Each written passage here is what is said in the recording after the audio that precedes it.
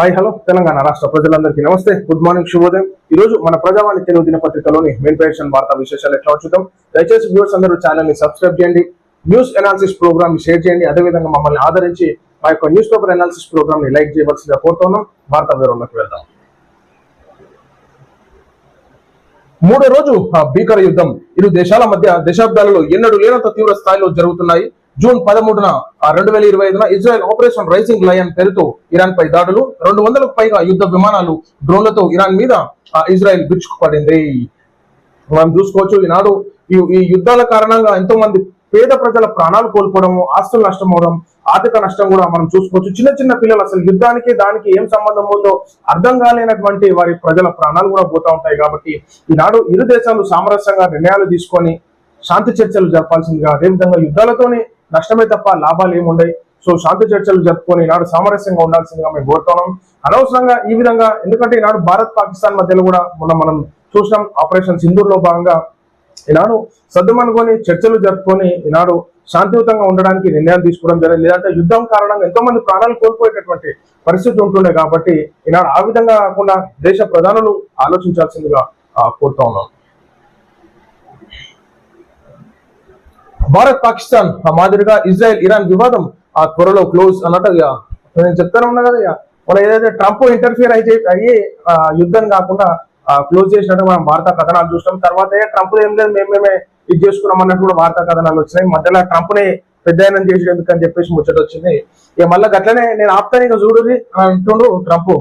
America అధ్యక్షుడు Donald Trump Iran Israel మధ్య నెలకొన్న ఉద్రిక్తతల వివాదాన్ని త్వరలో పరిష్కరిస్తామని ఆశాభావం వ్యక్తం చేశారు. ఈ ప్రక్రియను ఏదైతే భారత్ పాకిస్తాన్ మధ్య ఏ విధంగా అయితే ఒప్పందాలు చేసుకున్నారో, శాంతియుతంగా చర్చలు చెప్పుకున్నారో అట్లా చేస్తానన్నా తొందరగా చేయి ట్రంప్ మామ. ఎందుకంటే ఏమంటున్నానంటే ఈనాడు ఆస్తి నష్టాలు, ప్రాణ నష్టాలు జరుగుతున్నాయి. కాబట్టి త్వరగతిన చర్చలు జరిపి జర నిమ్మలమయ్యేటట్టు చేయాలని మేము కోరుతా ఉన్నాం. తెలంగాణలో 5 రోజులు వానలు. తెలంగాణలో ఈ నెల 19 వరకు వర్షాలు కురుస్తాయని వాతావరణ కేంద్రం హెచ్చరించింది. ఉరుములు మెరుపులు గంటకు 30 నుంచి 40 కిలోమీటర్ల వేగంతో ఈదురు గాలులు వీస్తాయని పేర్కొంది. దక్షిణ బంగ్లాదేశ్ ఆనుకొని ఉత్తర బంగ్లాదేశ్ బంగాళాఖాతం ప్రాంతం పైనున్న ఆవర్తన ప్రస్తుతం పరిసర ప్రాంతాలు సగటు సముద్ర మట్టానికి 3.1 కిలోమీటర్ల వరకు విస్తరించి ఉందని, ఎత్తుకు వెళ్లే కొద్దీ నైరుతి దిశగా వంగి మనకి ఈనాడు తెలంగాణ రాష్ట్రం వైపు మరి వర్షాలు పడే దిశగా వాతావరణ శాఖ వాళ్ళు హెచ్చరిస్తా ఉన్నారు. కాబట్టి ఆ ప్రజలు జాగ్రత్తగా ఉండాల్సిందిగా కోరుతున్నాం. ఎందుకంటే వాడు 5 రోజులు వానాలంటే ప్రజలు చాలా ఇబ్బంది పడేటటువంటి 5 రోజులు వర్షాలు అంటే అటు రైతన్నలు కానీ చాలా మంది ప్రజలు ఇబ్బంది పడేటటువంటి సిచ్యువేషన్స్, ఉద్యోగులు కానీ గ్రామీణ ప్రాంతాల నుంచి సిటీకి వచ్చేవాళ్ళు, సిటీ నుంచి గ్రామీణ ప్రాంతాలకు వెళ్లే వారికి కానీ ఇబ్బందికరంగా ఉంటుంది. కాబట్టి జాగ్రత్తగా ఉండాల్సిందిగా మేము కోరుతాం. మంత్రి ఉత్తమ్ కుమార్ రెడ్డికి ఎమ్మెల్యే హరీష్ రావు లేఖ. గోదావరి నదిపై ఆంధ్రప్రదేశ్ ప్రభుత్వం బనకచెర్ల ప్రాజెక్టు నిర్మించేందుకు ప్రణాళికలు రూపొందిస్తోందని, అలాంటి వేళ తెలంగాణ భారీ నీటిపారుదల శాఖ మంత్రి ఉత్తమ్ కుమార్ రెడ్డికి మాజీ మంత్రి బీఆర్ఎస్ ఎమ్మెల్యే హరీష్ రావు ఆదివారం లేఖ రాశారు.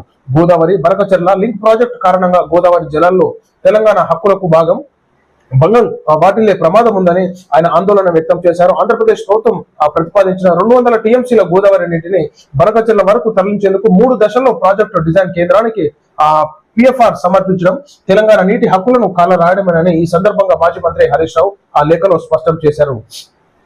హరీష్ రావు గారు ఎందుకు ఇంతగా బనకచెర్ల ప్రాజెక్ట్ గురించి మాట్లాడుతున్నారంటే, మళ్ళీ కాంగ్రెస్ వై బీఆర్ఎస్ పార్టీ వచ్చిందనుకో, సో అప్పుడు మళ్ళీ దీని అంతా ప్లాన్ అవుట్ చేయడానికి, మళ్ళీ సమస్యను పరిష్కరించడానికి చాలా సమయం పడుతుంది. చాలా ఇబ్బందికరమైనటువంటి పరిస్థితులు తెలంగాణ రాష్ట్రము రైతులు అదేవిధంగా ప్రజలు ఎదుర్కోవాల్సి వస్తుంది. కాబట్టి సో ఇప్పుడే మనం దీన్ని సాల్వ్ చేసుకుంటే నెక్స్ట్ ఒకవేళ అధికారం చేంజ్ అయినా బీఆర్ఎస్ ప్రభుత్వం వచ్చినా ఈనాడు సాఫీగా మన తెలంగాణ రాష్ట్ర రైతుల గురించి ఆలోచించే విధానాన్ని సుఫలంగా చేసుకునేటట్టు ఉంటుంది. కాబట్టి ఈనాడు హరీష్ రావు గారు చెప్తారు. కాబట్టి ఈనాడు ఉన్నటువంటి ముఖ్యమంత్రి రేవంత్ రెడ్డి గారు కూడా ఈనాడు చంద్రబాబు నాయుడు గారితో సో నీటి వాటాలు ఏదైతున్నాయో ప్రాజెక్టులు అయితేనేమి ఈనాడు ఎవరికి ఇబ్బంది కలగకుండా చేసుకోవాలి. బనకచెర్ల కట్టడం వల్ల సో తెలంగాణ రాష్ట్రానికి ఏ విధంగా నష్టం పోతూ ఉన్నారు రైతులు, ఆంధ్రప్రదేశ్కి ఏ విధంగా ఈనాడు లబ్ధి పొందుతున్నారు. సో ఈ 2 డిఫరెన్స్లు గమనించుకొని ఏదున్నా సరే సామరస్యంగా చర్చలు జరుపుకొని సాల్వ్ చేయాల్సిందిగా కోరుతా ఉన్నాం.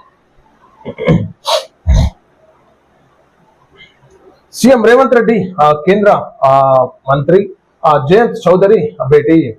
స్కిల్ డెవలప్మెంట్ యూనివర్సిటీపై చర్చ, నైపుణ్యాభివృద్ధికి కేంద్రం సహకారం అన్నట్టు మనం చూసుకోవచ్చు. తెలంగాణ ముఖ్యమంత్రి రేవంత్ రెడ్డి మరియు కేంద్ర నైపుణ్యాభివృద్ధి శాఖ మంత్రి జయంత్ చౌదరి మధ్య ఆదివారం హైదరాబాద్ లోని జూబ్లీహిల్స్ సీఎం నివాసంలో ప్రత్యేక సమావేశం జరిగింది. భేటీ ప్రధానంగా రాష్ట్రంలోని నైపుణ్యాభివృద్ధి కార్యక్రమాలపై దృష్టి సారించింది. స్కిల్ డెవలప్మెంట్ యూనివర్సిటీపై ముఖ్యంగా చర్చ. ఈ సందర్భంగా సీఎం రేవంత్ రెడ్డి రాష్ట్రంలో ప్రతిపాదిత స్కిల్ డెవలప్మెంట్ యూనివర్సిటీ ప్రాజెక్టును మంత్రి జయంత్ చౌదరికి వివరించారు. యువతకు ప్రాధాన్యం.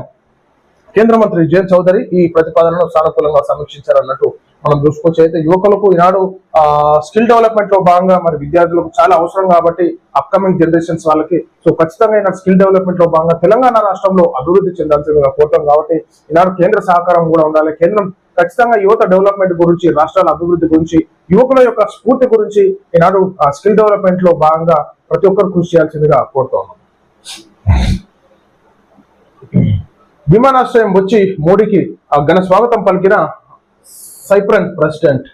భారత ప్రధాని నరేంద్ర మోడీ ఆదివారం నాడు 4 రోజుల విదేశీ పర్యటనకు బయలుదేరి వెళ్లారు. జూన్ 15 నుంచి 18 వరకు సైప్రాన్, కెనడా, క్రొయేషియాలో ప్రధాని మోడీ పర్యటిస్తారు. ఈ సమయంలో ఆయన G7 శిఖరాగ్ర సమావేశానికి హాజరవుతారన్నట్టు చూసుకోవచ్చు. ఇతర దేశస్తుల పెద్దలు, ప్రధానులు వచ్చి మరి వెల్కమింగ్ చెప్పడం జరిగింది. కాబట్టి ఈనాడు G7 సదస్సులో భాగంగా కూడా మంచి కార్యక్రమం అది. ఎందుకంటే ఈనాడు ప్రతి దేశస్తులు అందరూ నిమగ్నమై మంచి స్నేహభావంతో ఏ విధంగా డెవలప్మెంట్ చేసుకోవాలి, ఎట్లా చేసుకోవాలి, అసలు పరిస్థితులు ఏ విధంగా ఉన్నాయి, ప్రపంచ దేశంలో ఈనాడు ప్రతి ఒక్కరు డెవలప్మెంట్ కానికి చూస్తూ ఉన్నారు. కాబట్టి సో ఏ విధంగా ముందుకెళ్దాం అనేటటువంటి ఆ సదస్సులు పెట్టుకోవడం చాలా సంతోషకరంగా మనం భావించుకోవచ్చు. వారంలో రైతు భరోసా, సన్నాలకు బోనస్, నెలాఖరులోగా స్థానిక సంస్థలకు ఎన్నికల షెడ్యూల్. మంత్రి పొంగులేటి అన్నట్టు చూసుకోవచ్చు. సన్నాలకు బోనస్ ఇస్తున్నట్టుగా చూసుకోవచ్చు. మరి ఎంతమందికి ఇచ్చారు, ఎంతమందికి ఇవ్వలేదు కానీ ఈనాడు రైతులు ముంగట్టుకొచ్చి చెప్పాలి మరి బోనస్ పైసలు వస్తున్నాయా లేవా అన్నట్టు. అదేవిధంగా స్థానిక సంస్థల షెడ్యూల్ కూడా సిద్ధమైనట్టుగా మనం చూసుకోవచ్చు.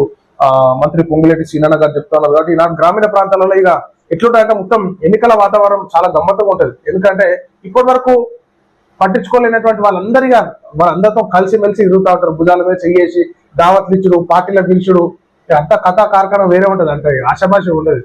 ఇప్పుడు పోయేటోని కూడా గుడిసెలు గుడి ముసలాన్ని కూడా బాగున్నావా అని కూడా పలకరించుకుంటూ పోతారు. షాయి దాకపోతే షాయి దాపిస్తుంటారు, షాయిని పిలిచి షాయి పెట్టి పంపిస్తారు. అంతా వేరే ఉంటుంది సీన్ సితార అంతా. విద్యారంగాన్ని ఆధునీకరించేందుకు ప్రభుత్వ నూతన అడుగు. రాష్ట్ర ప్రభుత్వం పాఠశాలలో చదువుతున్న విద్యార్థులకు అత్యాధునిక సాంకేతిక బోధన సేవలను ఉచితంగా అందించేందుకు భారీ స్థాయిలో చర్యలు చేపట్టింది. ఈ లక్ష్యంతో జాతీయ, అంతర్జాతీయ స్థాయిలో ఖ్యాతి పొందిన 6 ప్రముఖ సంస్థలతో అవగాహన ఒప్పందాలు కుదుర్చుకుంది అన్నట్టు మనం చూసుకోవచ్చు. ఖచ్చితంగా విద్యారంగాన్ని ఆధునీకరించేందుకు ప్రభుత్వ నూతన అడుగు అన్నట్టు ఖచ్చితంగా ఆధునీకరించాలి. ఈనాడు ప్రైవేట్ స్కూళ్ళ గురించి కాదు, ప్రభుత్వ పాఠశాలల గురించి ఆధునీకరించాలి, ఆలోచించాలి. దాని గురించి విశ్లేషణ కార్యక్రమాలు జరగాలి. ఈనాడు ప్రభుత్వ బడులే మంచిగా ఉంటాయి, ప్రైవేట్ స్కూళ్ళతో ఏం అవసరం సార్? ఖచ్చితంగా దాని మీద ఆలోచించాలి. విద్యార్థుల భవిష్యత్తును తీర్చిదిద్దేటటువంటి ముఖ్యమంత్రులు ఉండాలి. ప్రభుత్వ పాఠశాలలు తీర్చిదిద్దేటటువంటి ముఖ్యమంత్రులు కావాలి. ఏసీబీ విచారణకు కేటీఆర్. ఫార్ములా ఈ కార్ రేసింగ్ కేసులో బీఆర్ఎస్ వర్కింగ్ ప్రెసిడెంట్ కేటీఆర్ మరోసారి ఏసీబీ అధికారుల ఎదుట హాజరవుతున్నారు. సోమవారం ఉదయం 10 గంటలకు బంజారా హిల్స్ లోని ఏసీబీ కార్యాలయంలో విచారణ అన్నట్టు చెప్పడం జరుగుతోంది. మరి విచారణకి అన్న పోతాడు, ఏమనుంటే నాకేం తెలియదు అని చెప్పేసి ముచ్చట అంటారు. వాళ్ళ ప్రశ్నలు వాళ్ళే ఉంటాయి. ఈ అన్న చెప్పేది ముందుగానే ఆలోచించుకొని కూర్చుంటాడు కాబట్టి చెప్పేసి వస్తుంది అనమాట. ఆయన తీరే వేరు, ఆయనతో వేగలేం అన్నట్టు మనం చూసుకోవచ్చు. మరి ఒక ఎడ్యుకేషన్ కి సంబంధించిన మరి ఒకసారి మనం చూడాలి. సెకండ్ పేజ్ లో ఉంది. కేంద్ర మంత్రి పీయూష్ గోయల్ తో సీఎం చంద్రబాబు భేటీ. ఆంధ్రప్రదేశ్ ముఖ్యమంత్రి నారా చంద్రబాబు నాయుడు, కేంద్ర వాణిజ్య పరిశ్రమల శాఖ మంత్రి పీయూష్ గోయల్ మధ్య కీలక సమావేశం జరిగింది. ఉండవల్లిలోని సీఎం నివాసంలో ఈ సమావేశం జరిగింది. ఈ సమావేశంలో రాష్ట్రానికి సంబంధించిన అనేక కీలక అంశాలు, ముఖ్యంగా పొగాకు రైతుల సంక్షేమం, పంటలకు మద్దతు ధరలు, కేంద్ర నిధులు మంజూరు వంటి అంశాలను ప్రాధాన్యతగా చర్చించారు. అదేవిధంగా వ్యవసాయం, ఎగుమతులు, దిగుమతులు, పనుల కోసం సీఎం చంద్రబాబు నాయుడు కేంద్ర మంత్రిని కోరారు. పొగాకు రైతులు ఎదుర్కొంటున్న సమస్యలను చంద్రబాబు నాయుడు కేంద్ర మంత్రికి వివరించినట్టుగా మనం చూసుకోవచ్చు. ఎవరు కూడా రైతులకు ఇబ్బంది కలగకుండా, విద్యార్థులకు ఇబ్బంది కలగకుండా, అదేవిధంగా ఈనాడు ప్రతి ఒక్క దాని గురించి ఆలోచించేటటువంటి మంచి లీడర్ గా మనం చంద్రబాబు నాయుడు గారిని చూసుకోవచ్చు. అంటే ఈనాడు కేంద్ర మంత్రిని కలవడం కానీ, అదేవిధంగా పొగాకు రైతులు ఏ విధంగా నష్టపోతుంటారు, సో వారికి ఏ విధంగా సపోర్ట్ చేయాలన్నట్టుగా కూడా వివరించాలి.